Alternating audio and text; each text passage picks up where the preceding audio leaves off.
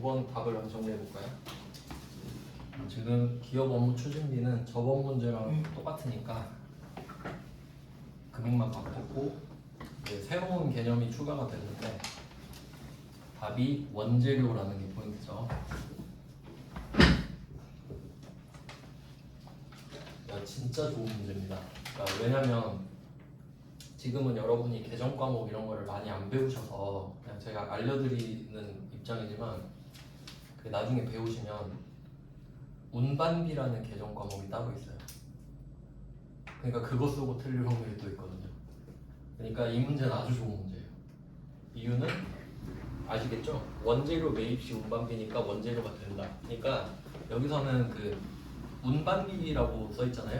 그거를 원재료로 화살표를 연결해 주시면 좋을 것 같아요.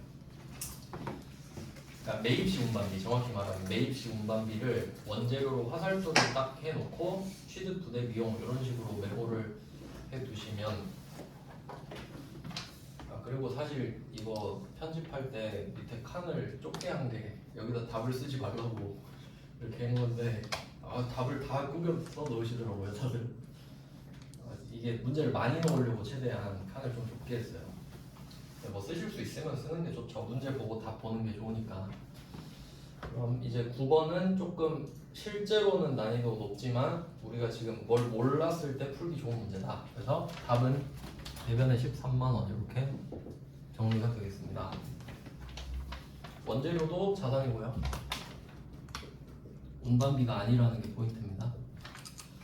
그러니까 이 문제는 부가가치세가 있는데도 무시해야 되는 게 첫 번째 포인트고, 원재료 매입 시 운반비를 원재료로 회계 처리해야 되는 게 또 포인트입니다. 그러니까 굉장히 수준이 높은 문제예요 사실.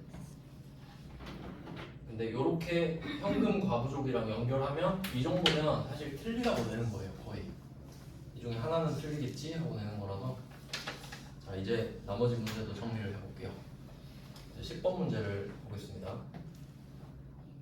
10번 문제는 실제 현금이 장부상 현금보다 50만 원만큼 많아서 12월 11일에, 자 이제 12월 11일을 보면 그냥 기중이다 뭐 이 정도 판단하면 돼요. 그냥 기중에 현금 과부족으로 처리를 했었대요. 뭐 어떻게든 했었겠죠. 그럼 차변이든 대변이든 현금 과부족이 있겠다 이 정도 생각을 하시고, 그다음에 결산일에 요거는 지금 풀면 안 되겠다. 이제 외상매출금을 우리가 안 배워서 요거는 뒤쪽에 그 외상매출금을 배우고 그냥 따로 푸시면 바로 풀리는데, 지금 이것 때문에 외상매출금 설명하기가 좀 그래서 요거는 나중에 여러분이 학습이 되면 저절로 풀리는 문제입니다. 그래서 이건 일단 넘어갈게요. 이제 답만 그냥 적어볼게요. 외상매출금이 자산인데 일단 이거를 회수했다라고 하잖아요. 그러니까 이 문제 포인트는 50만 원이 안 밝혀진 상태인데 30만 원이 밝혀졌잖아요. 20만 원은 안 밝혀졌죠. 이게 포인트가 이 두 개는 자리가 같아야 돼요. 그러니까 50만 원이 토탈 금액이 돼야 하잖아요. 근데 30만 원은 알았어 지금. 근데 20만 원은 여전히 모르죠. 근데 둘이 합쳐서 50이라는 게 포인트예요. 그래서 이 문제는 어떻게 푸는 거냐면, 여러분이 외상매출금 그걸 모르니까 제가 답만 그냥 적을게요. 외상매출금을 회수하면 외상매출금이 돈을 받을 수 있는 권리거든요. 그러니까 그 자산이 감소하는 거예요. 그러니까 그 권리가 없어지면서 돈을 받는 거거든. 그래서 외상매출금이 대변에 사라져야 해요. 그러니까 이걸 찾았다는 거예요. 그래서 외상매출금 30만 원 이렇게 찾았대요. 이게 없어진 걸 확인했다. 그리고 제가 저번 주에 대여금 설명해 드리면서 대여금은 철수를 꼭 적어야 된다. 누구한테 빌려줬는지. 그럼 이것도 한번 생각해 보시면 외상이잖아요. 그러니까 내가 이거 무슨 상황이냐면, 옛날에 내가 영진상사라는 애한테 30만 원어치 물건을 준 겁니다. 근데 돈은 못 받은 상태였던 거예요. 그러면 외상매출금에 영진상사 이렇게 적어놨었겠죠. 왜냐면 받아야 된다고 적어놓은 걸 테니까. 근데 그걸 받아버린 거야. 그러면 이름을 똑같이 적어서 없애주는 그런 개념이에요. 대여금 배웠을 때처럼. 이건 아직 안 배운 거니까 이해 안 되셔도 상관없어요. 네, 영진 이렇게 적을게요. 그러면 이제 이 말은 내가 영진 상사한테 받을 수 있는 30만 원의 권리가 사라진 겁니다. 왜 사라졌냐? 진짜 받아버렸거든. 교환한 거죠 그냥. 근데 그냥 뭐 지금은 현금과 부족에 포커스를 두시면 돼요. 그래서 난 이제 영진이한테 받을 돈이 없어졌어 이렇게 찾은 겁니다. 근데 20만 원이 더 남았죠. 근데 20만 원은 모르죠. 근데 그 20만 원이 여기란 소리예요. 합계가 50이잖아. 그러면 이거 답 정해졌나요? 자비이기죠. 자비 모른다며. 12월 31일입니다 지금. 조금씩 논리가 확장이 되시나요? 그래서 이게 힌트인 거야. 대변을 찾았으니까 모르는 것도 대변인 거 알지? 그래서 아 그럼 자비익이 22겠구나 이렇게 출제자가 내고 싶은 게 이거예요. 이거 아니야. 알면 주워 먹으면 되죠 바로. 자리가 같다라는 게 포인트인 거지.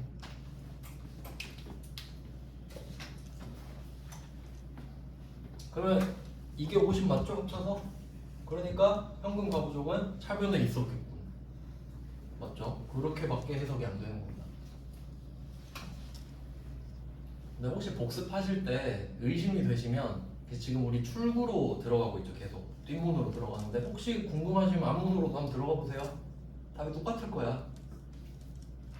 근데 그거 몇 번 해보시면 이제 믿음이 가니까 그냥 뒤로 이제 들어간다고 그냥. 이게 훨씬 좋은 문제입니다. 뒤로 가는 게. 그럼 답은 50. 현금 과부족일 수밖에 없잖아요. 답이 그렇게밖에 나올 수가 없어. 현금 과부족 이렇게 정리가 됩니다. 네, 형식적으로 자산이고요. 네, 푸는 논리 정리를 하고 있어요. 네, 그럼 11번도 한번 보겠습니다. 그러니까 10번이랑 11번이 똑같아요. 그러니까 좀 유형별로 이렇게 묶어두시면 복습하실 때 편할 거예요. 그러면 대표 문제 하나씩만 보면 되니까. 그럼 11번은 그냥 눈으로 볼게요. 똑같으니까.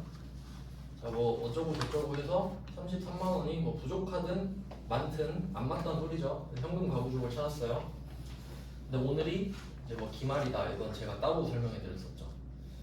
이때 이 그 금액 중에 3만 원은 현재까지 원인을 알 수 없는데 그럼 33만 원 중에 3만 원은 모르죠. 그럼 반대로 말하면 30만 원은 안다 이 말이네. 그럼 그게 선수금으로 밝혀졌다. 그러면 이 자리를 알면 그 자리에 나머지가 붙는다. 이게 포인트예요. 근데 우리 선수금 안 배웠잖아요. 그러니까 그냥 10번, 11번은 그냥 그런 원리구나 이렇게 보시라는 거지.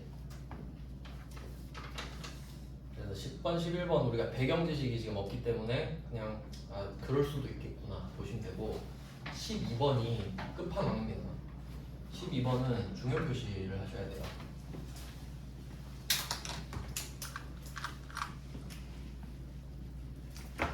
이거는 진짜 제가 엄청나게 강조를 할 건데요. 따로 말하고 있잖아요 지금. 근데도 틀려요.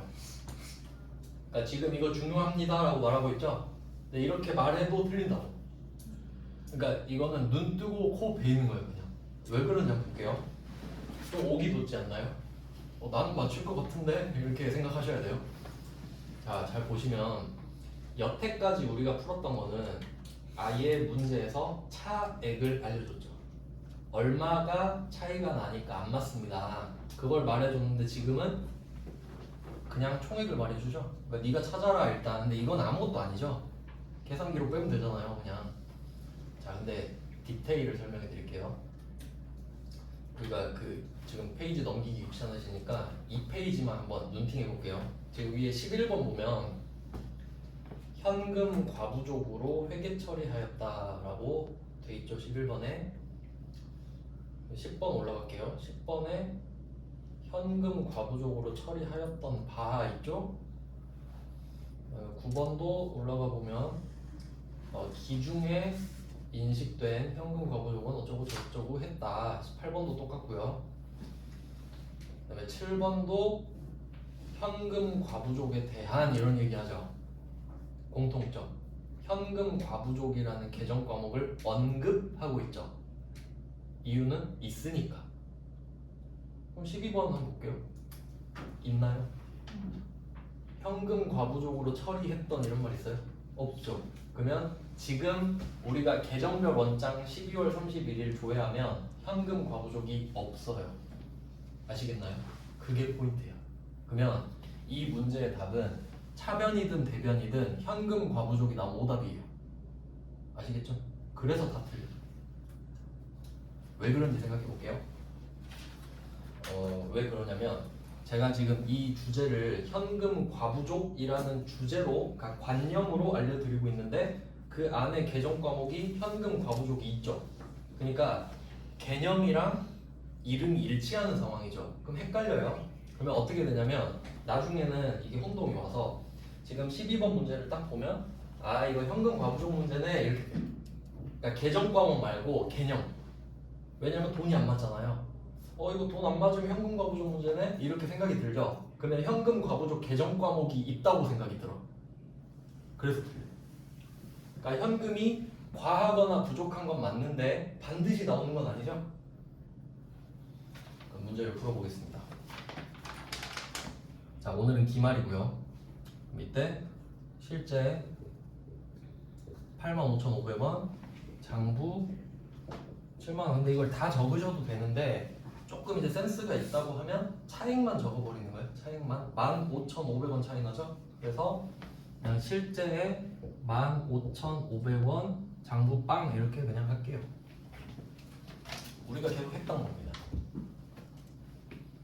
자, 근데 문제는 뭐냐면 12번은 기말 현재 안 맞은 걸 찾은 거예요. 그럼 제가 두 개로 쪼개서 한번 해볼게요. 분개를. 그러니까 이건 어떤 느낌이냐면 오늘이 12월 31일이거든요. 12월 31일인데 내가 아침에 출근하자마자 어제 시제 정리를 안 하고 갔던 거예요. 사실 어제 그냥 빨리 가고 싶어가지고 연차 쓰고 갔는데 오늘 해야 될 거 아니에요 결국. 근데 오늘 안 맞은 걸 발견한 거예요. 아 오늘 안 맞네 이거. 그러면 이 사실을 지금 12월 31일 아침에 확인했어요. 그럼 우리는 실제를 보고 아 장부가 안 맞으니까 장부에 15,500원 더하면 되겠다 이 생각 하겠죠? 그래서 이걸 보고 분개 치는 거예요. 차변에 현금 15,500원 이렇게 올려놓은 거예요. 그리고 대변은 현금 과부족 이렇게 쓰고 끝낼 겁니다. 안 맞은 걸 찾았으니까. 근데 지금 이제 말이 안 맞죠? 방금 제 말이랑 이제 정리할 거예요. 근데 알고 보니까 오늘이 12월 31일이네.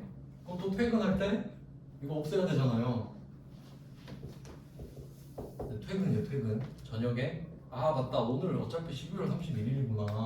그럼 이거 없애야 되죠 결국. 그럼 없애는 거예요. 찾았을 리가 없죠. 하루 만에 못 찾죠? 그럼 답은? 그럼 잡이익이에요. 15,500원 주었어. 많은데 이유를 몰라. 그냥 잡이익 쓰죠. 근데 여기서 포인트는 이 두 개의 회계 처리를 제가 두 개를 다 했잖아요. 실제로 일어났어요. 하루에 했죠. 하루 만에 했죠. 그러니까 이거 그냥 두 개 붙여도 되지 않아요? 어차피 아침에 한 거 저녁에 한 거 두 개 같은 거래라고 봐도 되잖아요. 이거 보세요. 어떻게 되나? 만들고 없앴죠. 그럼 답이 현금, 잡이익 이렇게 쓰는 거예요. 이게 답이라고. 그러면 이렇게 말할 수 있겠죠. 아니 네가 적은 답에 현금 과부족 있지 않냐. 이렇게 두 개를 쓰셔도 정답 처리가 돼요. 왜? 결국 없어졌으니까. 잔액은 없죠? 그러면 이제 저는 이 두 개를 안 쓰죠. 차변에 현금, 대변에 잡이익 이렇게 쓰지. 그럼 이 문제의 포인트는 12월 31일에 안 맞는 걸 발견했다.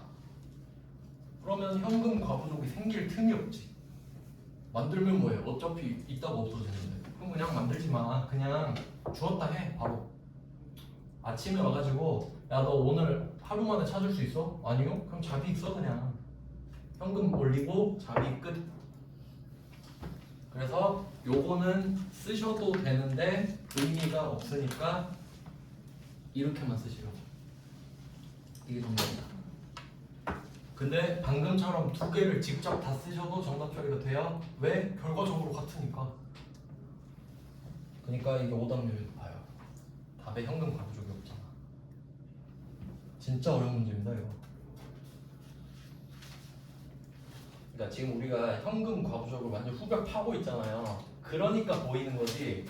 한 2주 뒤에 제가 갑자기 12번 문제 딱 보여주잖아요. 다 현금 과부족 쓴다니까. 진짜로. 그냥 까먹으니까요. 그래서 제가 주제별로 이렇게 하나씩 조지는 거예요. 그래야 기억에 남을락 말락이야. 그러니까 이제 기억이 이제 살아 있을 때 한 번씩 보셔야 돼요. 꼭. 제가 복습의 중요성을 굉장히 잘 알고 있어서. 네, 그러면 이제 하나의 주제가 끝났다. 그리고 이제 회계 공부하실 때는 좀 이렇게 생각하실 수도 있을 것 같아요. 그냥 지금 현금 과부족 하나 있잖아요. 그러면 이런 의심을 하실 수 있을 것 같아서. 그러면 이 현금 과부족이라는 주제가 실무에서 중요하냐? 이런 좀 생각할 수 있잖아요. 이왕이면 여러분은 많이 쓰는 거 배우고 싶을 거 아니에요. 근데 이게 실제로 많이 안 쓰이더라도 이 구조 막 붕괴 치는 거 있죠. 생각하는 연습하는 게 결국 다른 주제 할 때 도움이 되는 거예요. 그러니까 계속 지금 여러분 머리 쓰고 있잖아요. 그러니까 회계적 마인드로 지금 바뀌고 있는 중에 계속. 그러니까 결국은 계속 하면은 중요한 것도 잘하게 되는 거예요. 그러니까 다 연결돼 있으니까 막 의심 안 하셔도 돼요. 이거 실무에도 안 쓰는 것 같은데 그것도 도움이 된다고. 네, 뭐 그래요. 해보니까 그렇더라고. 네, 그 다음은 이제 3페이지로 자료 다 받으셨죠? 제가 한 번씩 다 드렸는데. 자, 이제 3페이지로 넘어가 보시면 단기 금융상품이라고 돼 있는데, 그냥 뭐 단기는 당연하겠죠. 지금 우리가 유동자산 하고 있으니까 다시 좀 보면은 우리가 유동자산을 배우고 있고 그 중에 당좌자산을 배우고 있다는 걸 계속 생각하셔야 돼요. 그래서 현금을 먼저 배우니까 현금 과부족도 배웠구나. 자, 그 다음에 단기 금융상품인데 해석 한번 해볼게요. 그 상품이라는 말이 있잖아요. 상품은 팔려고 사온 거죠. 그러니까 이거 사서 팔아야지 하려고 사오는 상품이에요. 근데 금융상품이래. 그럼 얘는 그 결과물이 돈인 겁니다. 돈. 금융은 그냥 돈이라 생각하시면 되거든요. 그럼 이거는 내가 뭘 샀어요. 그러니까 이거 그냥 쉽게 예시 하나 적어두시면 그 뭐 적금 예금 이런 거. 적금 예금. 그러니까 적금 예금 뭐 이런 거 했을 때 1년짜리 들었다고 생각해 보세요. 여러분이 오늘 적금을 1년짜리를 들었어. 그럼 한번 테스트 해볼까요? 오늘 2024년 10월 26일이죠. 이때 여러분이 1년짜리 예금을 들었다고 합시다. 차이 나시나요? 적금은 한 달에 한 번씩 내죠. 쌓는 게 적금이고 누적 예금은 한 방에 빡 맡기고 한 방에 빡 쳐는 거예요. 그러니까 이자율은 뭐가 더 셀 것 같아요? 예금이 더 세. 왜? 한 방에 목돈을 맡겨놨으니까. 적금은 계속 쌓잖아요. 그러니까 처음에 쌓이는 것만 1년 치고 계속 이자율이 줄어들거든. 뭐 그래요. 하여튼 그러면 오늘 1년짜리 예금을 들었어요, 회사에서. 그럼 얘는 유동자산일까? 비유동자산일까? 유동자산. 이유는 보고기간 종료일로부터 1년 이내. 쉽게 말하면 내년까지 현금화가 되죠? 그럼 유동자산이야. 그러니까 지금 배우죠. 이런 거 하는 거라고 지금 단기 금융상품. 어렵지 않죠? 그러니까 적금은 돈 맡겨놓은 거잖아요. 근데 어차피 돈으로 돌아오죠. 그럼 왜 맡기죠? 이자 받으려고. 뭐 그런 게 금융상품. 돈 내고 돈 먹기. 뭐 이런 겁니다. 그럼 한번 볼게요. 13번 이런 거는 사실 그렇게 중요하진 않습니다. 여러분한테 보시면 전산세무 1급도 있죠. 그냥 이런 거는 전산세무 1급은 이딴 것도 나와? 그냥 이런 느낌. 중요하진 않아요. 요건 답을 모르겠는데 그냥 넘어갈게요. 세무 1급은 여러분이랑 아예 관련 없다고 보시면 되는데 제가 관련 있는 것만 짚어드릴게요. 14번으로 그냥 바로 갑니다. 네. 14번은 이건 세무 1급이지만 여러분의 나 이것도 관련 없는데 이것도 넘어가는 게 좋을 것 같아요. 왜냐면 다 알려드리고 싶은데 여러분 막 세무사 시험 보고 그럴 거 아니잖아요. 그러니까 그냥 이건 안 나올 것 같다 그럼 넘어갈게요. 일단 필요하시면 그냥 답 체크해서 따로 궁금하시면 물어보시면 알려드릴게요. 15번 이게 회계 1급이네. 그러니까 이 위에 있는 거 13번은 보험료 뭐 이런 거고요. 14번은 예금 아까 말씀드린 거. 근데 조금 복잡하게 들어가서 지금 설명하기에는 좋지 않은 것 같아요. 자, 15번 보겠습니다. 15번. 이건 이제 여러분 시험에 잘 나옵니다. 엄청 잘 나와요. 한번 보겠습니다. 8월 5일에 당사는 우리 회사죠. 봄날의 주식. 여기서 포인트는 우리가 봄날이라는 회사를 언급하고 있잖아요. 그러면 우리 회사 이름이 봄날은 아니겠지. 네, 그 정도만 파악하시면 돼요. 그러니까 내가 다른 회사 주식을 샀군. 왜냐면 이게 중요한 게 나중에는 우리 회사가 우리 주식 살 때도 있거든요. 그럼 그건 자기 주식이라고 말을 하기 때문에 내 주식인지 남의 주식인지가 중요한 거야. 그래서 이건 남의 주식이군 이렇게 됐죠. 그럼 이때 액면가 5,000원 90만 원에 취득했다. 그래서 이런 거 나오면 멘붕이거든요. 그래서 제가 처음에 삼성전자 액면가액 얼마라고 했는지 기억나세요? 100원. 100원. 그걸 기억하시면 돼요. 그러면 생각해 보세요. 여러분 삼성전자 주식 100원에 살 수 있어요? 못 써. 100원에 아무도 안 팔 거거든. 맞죠? 그럼 제가 이 말을 왜 할까요? 지금 주식을 사는데 얼마 썼죠? 90만 원 썼다 돼 있죠? 그럼 액면가액은 아무 의미가 없어. 그 말을 하고 싶어서 삼성전자 주식 액면 100원인 이유 말씀드리는 이유 100원을 못 사니까. 그럼 이거는 언제 필요하냐면 이 봄날이라는 회사 있죠. 지가 지 주식을 발행할 때 있잖아요. 그때 필요한 거야. 그러니까 우리가 남의 주식 살 때는 그 회사 액면가액 안 필요해요. 그럼 우리도 나중에 우리 회사가 우리 주식 발행할 때 있겠죠. 그때 액면가액이 중요한 거야. 그때. 근데 지금은 남의 거니까 뭔 상관이야 하고 넘어가시는 거예요. 그러면 팩트 체크만 해볼게요. 우리는 얼마를 썼다? 90만. 그리고 조금 더 가볼까요? 취득 시 수수료 3만 원을 포함하여 총 얼마 썼죠? 93만 원. 이게 답이죠. 93만 원 썼죠. 그러면 대변에 93만 원을 빼보겠습니다. 대변에 근데 보통 예금이라고 돼 있죠. 네. 여러분 그 체크카드 통장이라고 생각하시면 돼요.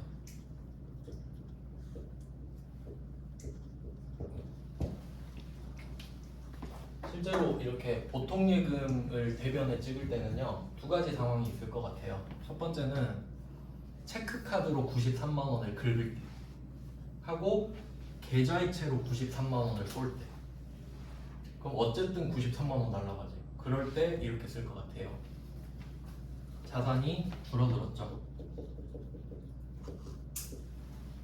이렇게 정리가 됩니다.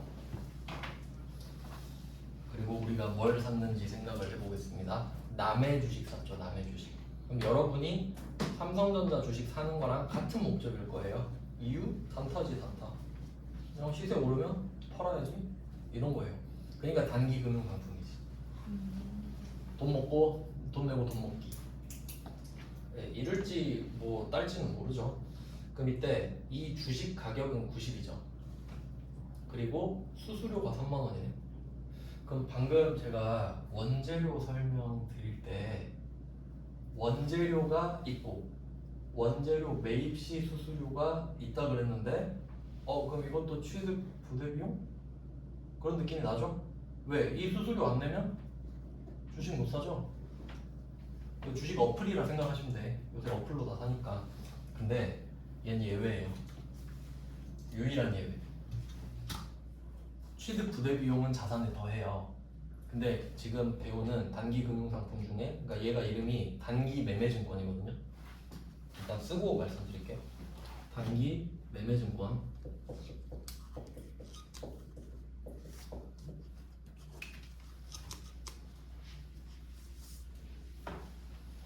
일단 일단 한 문제 붕괴를 찍어보고 그 다음에 그 증권에 대해서 조금 자세히 설명드릴게요. 그러면 단기 매매 증권이라고 돼 있어요. 이름의 뜻이 다 있습니다. 지금 유가증권이라고 하거든요. 유가증권, 뭐 주식이랑 사채 이런 채권을. 그럼 우리가 목적이 단기 매매할 거죠. 시세 오르면 바로 팔 준비돼 있죠. 그럼 이름이 단기 매매 증권이고 90만 원 이렇게 돼요. 90만 원짜리를 샀으니까 얘도 자산이거든요.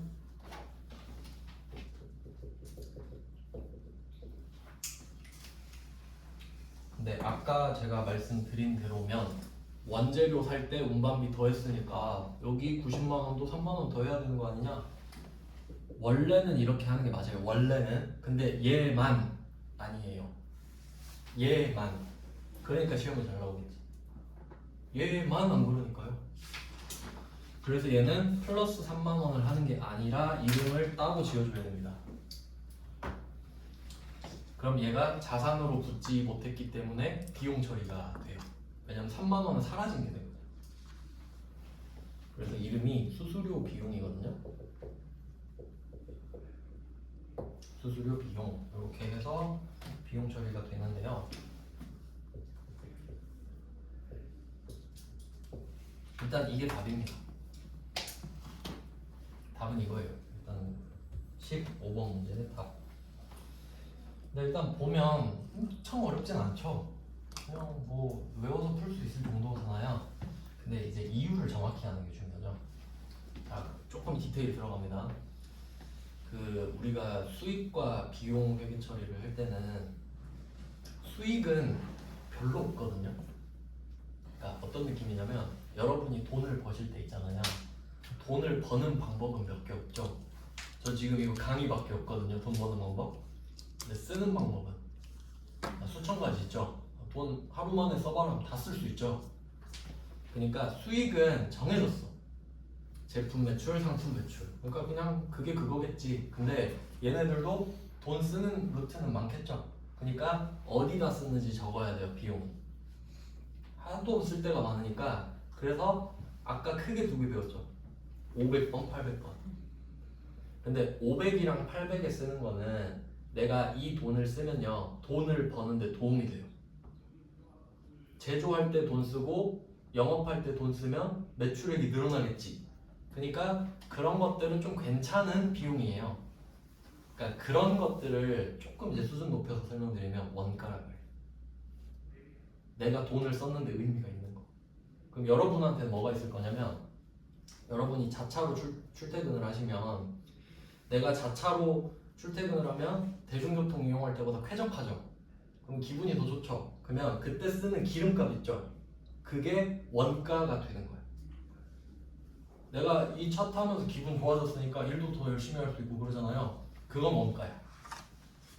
근데 오늘 로또나 사볼까 해서 로또 샀어요. 그럼 비용이야. 왜? 원가 아니죠? 이해되세요? 원래는 그렇게 나눠.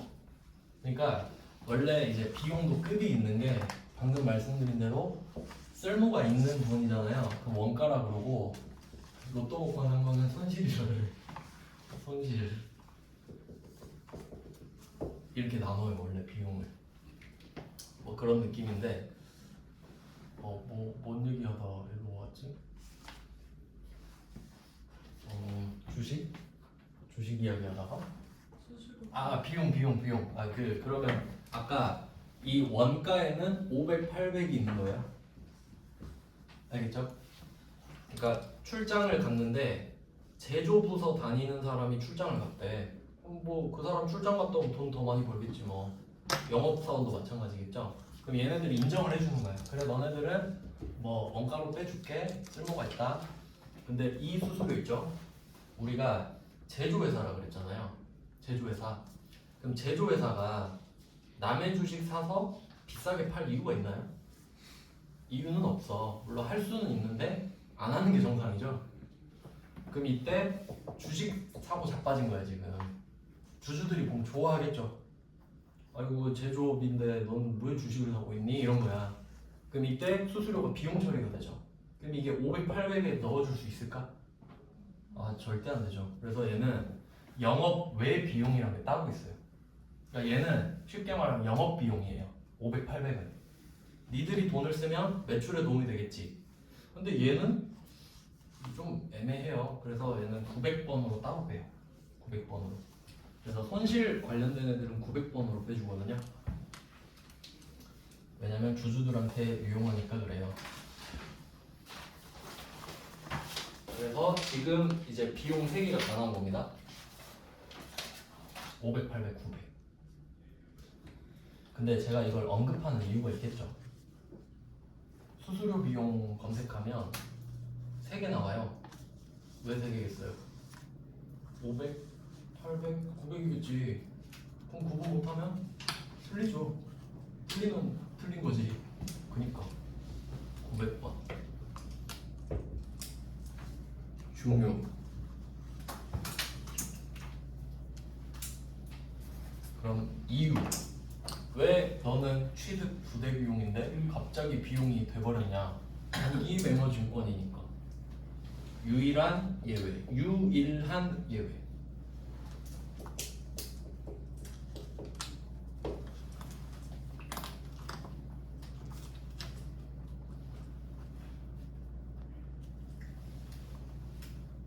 그리고 한번 생각을 해보시는 거예요. 지금 우리가 꼴랑 2개 배웠습니다. 현금 과부족, 단기 매매 증권. 그런데도 패턴을 파악할 수 있어요. 보시면 1번 그 현금 과부족은 우리가 논리로서 접근하는 문제죠. 생각을 해서 풀어야 되죠. 생각 안 하면 문제 못 푸는 거죠. 근데 얘는 암기죠. 이게 뭐 엄청 논리적입니까? 그냥 단기 매매 증권은 왜 비용일까? 이런 게 아니죠. 그냥 예외입니다. 그래서 그냥 900번 했어요. 이런 건 지식형. 그러니까 나중에 가면 이런 게 편해. 그냥 외워지거든요. 그러니까 이런 스타일이 있다는 걸 인지하시면 나중에 그 카테고라이징 할 때 편해요. 그러면 여러분이 점수를 많이 따야 되잖아요, 최대한. 그러면 지식형 문제가 점수 따긴 좋아 일단. 아시겠죠? 그러니까 그렇게 접근을 할 수 있다는 거지. 구분을 하자면. 네, 그럼 이런 느낌이 있고요. 900번. 그래서 제가 일부러 2문제를 넣어놨어요. 15번, 16번. 똑같은 문제거든요. 똑같아요. 그럼 2개 묶어두시고 16번은 그냥 눈으로 볼게요. 16번. 단기 매매 차익을 목적으로 상장회사인 세무, 그러니까 남의 회사겠죠? 우리 회사가 아니라 세무의 주식을 100주를 주당 35,000, 액면가액 25,000원은 필요가 없네요. 그럼 약간 차이를 한번 보면은 15번은 총액을 알려줬죠. 90만 원이라고. 근데 여기는 35,000 곱하기 100을 우리가 직접 해야겠군요. 뭐 어렵진 않네요. 350만 원이겠는데, 자 이때 매입 수수료 5,000원이 언급이 되었습니다. 우리한테서 빠져나가는 돈은 350만 5천 원이겠죠? 이 금액이 93만 원이냐 350만 5천 원이냐 이것만 차이가 납니다. 그리고 단기 매매 증권은 350만 원이겠죠? 그리고 수수료 비용은 5천 원이겠네요. 똑같죠? 근데 디테일을 보시면 16번에 맨 밑에 괄호 있죠? 매입 수수료는 영업 외 비용으로 처리할 것 돼 있잖아요. 이런 건 제가 따로 언급드리는 건 좀 그렇게 표시해 두시면 좋은데, 저는 이런 거는 있어도 되고 없어도 되는 건 괄호를 치거든요. 근데 여기 괄호가 이미 쳐져 있죠. 그래서 이거는 샤프나 뭐 그냥 좀 얇은 볼펜 같은 걸로 그어두세요. 매입 수수료는 영업의 비용으로 처리할 것을 그냥 한 줄로 그냥 쭉 끊는 거 있죠. 가운데 쭉 끊는 거. 그리고 생각해봐요. 왜 끄라고 했을까? 이 말이 없어도 그렇게 해야 되니까. 제가 900번이 영업 외 비용이라고 말씀드렸죠? 그러면 16번이 더 착하네. 맞죠? 혹시 모를까봐. 아 이거 뭐였더라? 영업의 비용이라 써있죠? 아 맞다 900번 이렇게 풀라고. 근데 15번은 어때요? 냉정하죠? 그러니까 뭐가 나올지 모르잖아요. 그러니까 이런 식으로 한 2개 정도 보셔야 된다. 한 주제당. 그래야 좀 패턴을 파악하신다 이겁니다. 치밀하게 공부해야 되거든요. 그러니까 대충 운 좋으면 맞고 이런 거 아니잖아요. 여러분이 원하는 게. 그리고 이제 조금 더 디테일하게 들어가 보면 15번에서는 시장성이 있다. 있죠? 이거 표시하셔야 돼요. 시장성이 있다 이렇게 표시하시고, 그 다음에 단기 시세 차익 목적 이렇게 두 개를 구분해서 표시하셔야 돼요. 두 개를 따로따로 번호를 매기든가 1번, 2번 하시든지 해서. 네, 그래서 15번은 두 가지를 확인했어요. 이 봄날은 시장성이 있구나, 그리고 단기 시세 차익 목적이구나, 두 개 확인했고, 16번 갈게요. 16번에 단기 매매 차익 목적 확인하셨죠? 한 개 더 있어야 돼요. 상장 회사. 자, 이제 증권을 좀 설명해 드릴게요.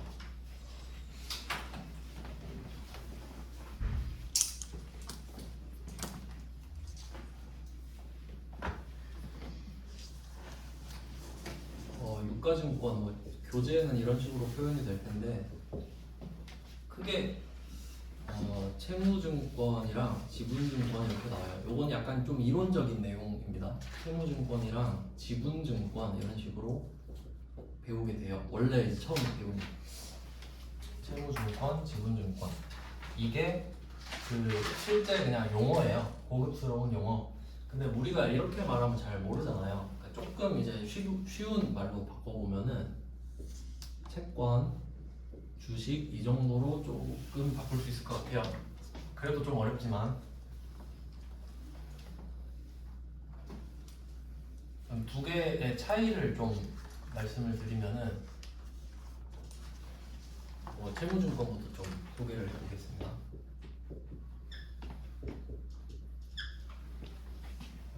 A 회사, B 회사가 있다고 하고 각각 사례를 제가 보여드릴게요. 그냥 어떤 느낌인가.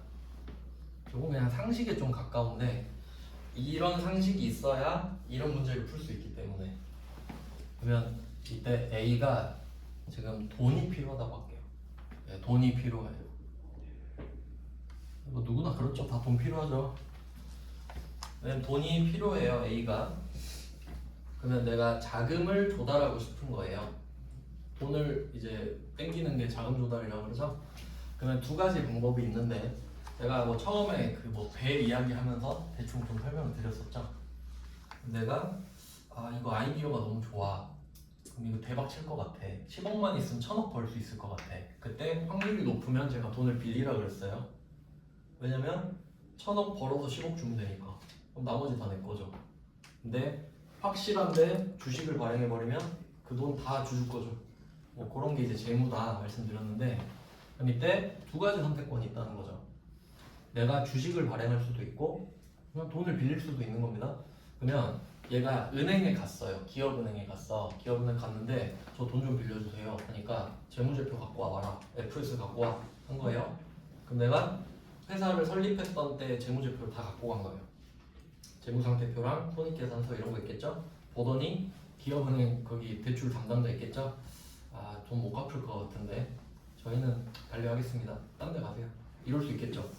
쉽게 말하면 배지 먹은 거예요 그냥. 그럼 내가 지금 돈이 필요한데 은행에서 배지를 먹었습니다. 그러면 돈을 빌릴 수 있는 가장 싼 수단이 은행이거든요. 그러니까 금리가 높다 해도 은행이 제일 안전하고 제일 금리가 싸요. 그럼 이제 배지 먹으면, 여기 학원 건너편에 지금 없어졌나? 원래 우리 투자증권인가 그런 거 있었어요. 투자증권 이런 회사 있죠. 그런 데 가서 저 돈이 좀 필요한데 사채를 좀 발행하고 싶어요, 이런 걸 말을 하는 거예요. 그러니까 정확한 명칭은 채권인데 이걸 누가 발행하느냐에 따라 좀 달라지거든요. 이건 그냥 상식상 알고 계세요? 혹시 국채라고 들어보셨나요? 국채. 국가가 발행한 채권이에요. 그러면 느낌을 한번 볼게요. 그러니까 이 A가 B한테 채권을 발행하는 거예요. 그러면 A는 국가가 아니죠. 근데 만약에 얘가 국가였으면 이 채권 이름이 국채가 되는 거야. 얘가 국가면요. 근데 얘는 일개 회사죠. 그 회사 사자 써서 사채가 되는 거야. 근데 이건 좀 궁금하잖아요. 그 러시앤 캐시랑 뭐 그런 거 있죠. 미즈사랑 이런데 그 거기 사채업자라고 하지 않나요? 그 사자는 사사로울 사자입니다. 그러니까 사적으로 돈을 빌려주는 곳이에요. 거기는. 근데 이거는 회사 사자야. 그러니까 우리는 러시앤 캐시 안 배워요. 알겠죠? 회사가 채권을 발행해서 사채가 되는 거예요. 왜냐면 얘가 회사니까. 회사가 발행했으니까 이건 사채가 돼. 회사 사자. 근데 좀 정확히 말을 하면은 이게 어떤 느낌이냐면 내가 1억이 필요해요. 1억이.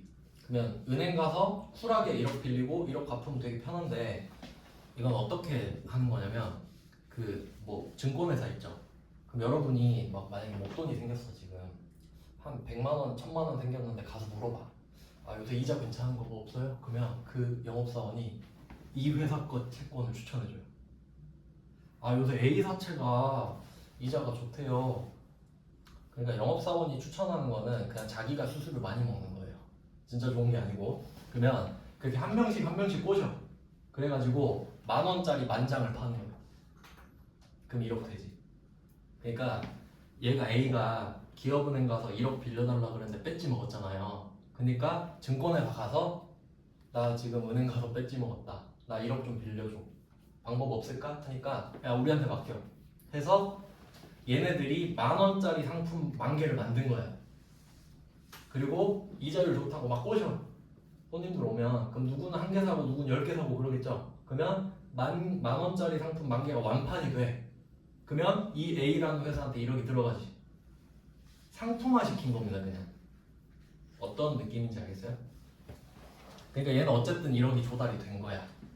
근데 대신 수수료가 겁나 비싸겠죠. 왜냐면 사원들 시켜가지고 막 해야 되잖아요. 우리 학원 영업사원들처럼. 그래서 힘들게 돈 빌리는 거예요. 그냥 쉽게 말하면 은행에서 배지 먹어서 힘들게 돈 빌리는 거라고. 그러면 이 B가 그냥 A가 발행한 거 10,000원짜리 10,000개를 다 샀다고 할게요. 그냥. 그래야 여러분도 편해요. 그래야 뭐 가정할 때.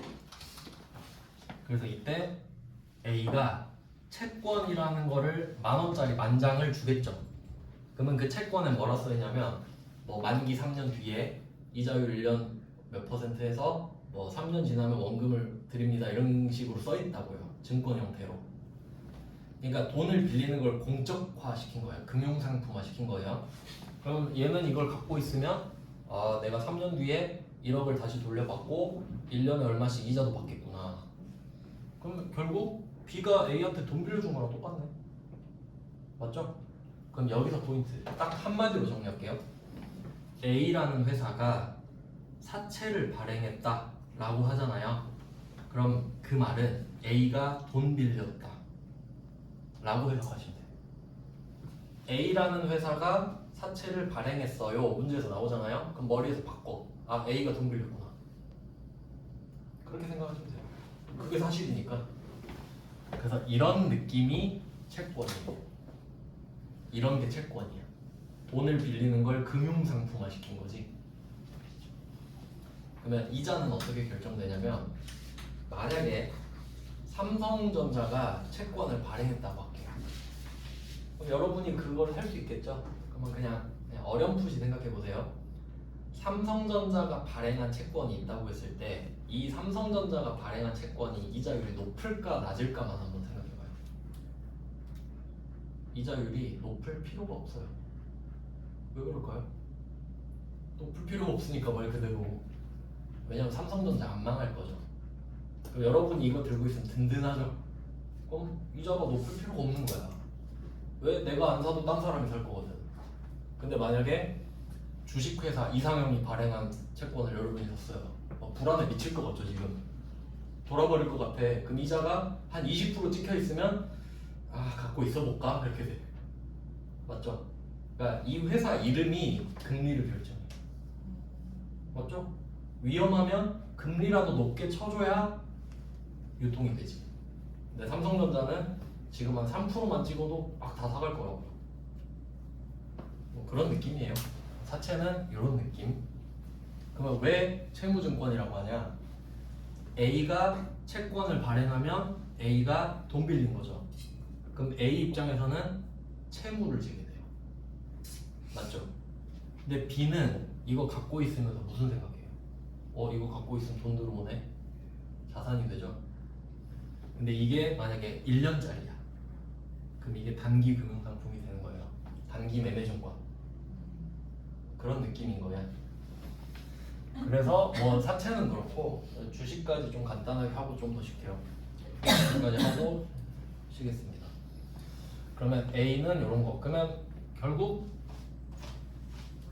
A라는 애가 채권을 주면 B라는 애는 돈을 주는 거죠. 그리고 나중에 또 바꾸겠지. 이 구조를 이해하셔야 된다. 채권을 발행했다 하면 채권 발행한 애가 돈 빌렸구나. 그럼 그 발행한 애한테는 채무가 생기니까 반대편 사람한테는 자산이 되죠. 그러니까 채무증권. 넌 채무지, 난 자산인데 이런 느낌이지. 근데 이게 그냥 돈 빌리는 거라고 일단 생각하시면 될 것 같아요. 그 다음 이제 주식으로 가봅시다. 주식. 자, 이번에도 A가 돈이 필요한 건 똑같아요. 근데 방금 사채를 발행한 거는 계속 같은 예로 말씀드리는데 내가 1,000억을 벌 자신이 있는 거야. 이거 1,000억 강 나온다. 그럼 한 10억짜리 발행해도 괜찮죠. 뭐 이전까지 11억 주면 끝 아닙니까? 근데 이번에는 조금 망할 것 같아요, 사실. 그러니까 난 알잖아, 본능적으로. 이거 사업하면 이거 될 것 같기도 하고 안 될 것 같기도 한데 그러면 주식을 발행해 보는 거예요. 약 팔아가지고 이거 100% 된다니까요 하면서 난 불안해. 주식을 한번 발행해봐요. 그러면 어쨌든 주식을 발행해도 돈이 들어오죠. 네, 최초에 발행하면 액면 금액으로 발행을 하는 게 맞는데 이제 회사 가치가 높아질수록 차이가 많이 난다했죠. 지금 그건 중요하지 않고 그럼 어쨌든 내가 1억을 조달하고 싶으면 1억 원어치 돈을 받아서 그만큼 주식을 주면 돼요. 그러니까 돈을 원하는 만큼 받고 그에 맞는 주식을 발행해 주면 된다고. 순서가 돈 받고 주식 발행하는 거니까 원래는. 그러면 이때 우리 회사는 1억을 받습니다. 근데 이 돈은 안 갚아도 돼요. 그러니까 망했다고 생각해 보세요. 아까 사채 발행했을 때랑 주식 발행했을 때 차이를 보면은 사채 발행하면 망해도 갚아야 되죠, 돈. 망했어. 그래도 뭐 1억이든 10억이든 갚아야 될 거 아닙니까? 근데 주식 발행한 거는 안 갚아도 되죠. 그냥 주식 산 사람들이 바보 되는 거지, 그냥. 그 사람들이 다 물고 가는 거니까. 그 정도 차이가 있어요. 그래서 이때 지분이라고 하는 거는 그냥 쪼갰다 이거죠. 자산을 쪼갰다. 지분권 이렇게 말을 하는데 그 주식회사에 내가 만약에 삼성전자 5% 갖고 있다. 그러면 대주주예요. 그러면 내가 그 회사의 5%의 지분을 갖고 있는 거죠. 5%만큼은 내가 투자를 했다. 그런 의미가 있는 거거든요. 그래서 일단 실제로 나머지는 거는 이렇게 두 개가 있어요. 근데 방금 우리가 본 개정 과목 있잖아요. 단기 매매증권이라고 알려드렸죠. 근데 여기서는 증권이라고만 말하지 이 두 개를 구분하지 않죠. 왜냐면 이 둘은 낫에 대한 질문이거든. 이거 뭐야? 너 방금 뭐 샀어? 저 채무증권 샀어요. 저 주식 샀어요. 이런 거죠.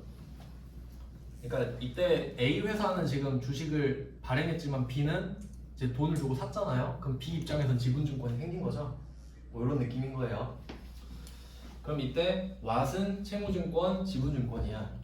근데 회계에선 그거 안 궁금하다 그랬죠. 너 그거 왜 샀냐고 이렇게 물어보니까 증권으로 묶어버린 거야 그냥. 어차피 얘나 증권 아닙니까? 그럼 우리는 그냥 이렇게 대답해요. 그냥 단타 치려고요. 그래서 그냥 단기 매매 증권이 돼요. 즉 내가 샀을 때는 주식이든 채권이든 안 중요한 거야. 단타 치면 그냥 팔아버리면 끝이니까. 그래서 Y에 대한 대답이 단기 매매 증권 이렇게 되거든요. 좀 쉬고 그 개정 과목 분류에 대해서 이제 설명드릴게요. 4시에 시작할게요.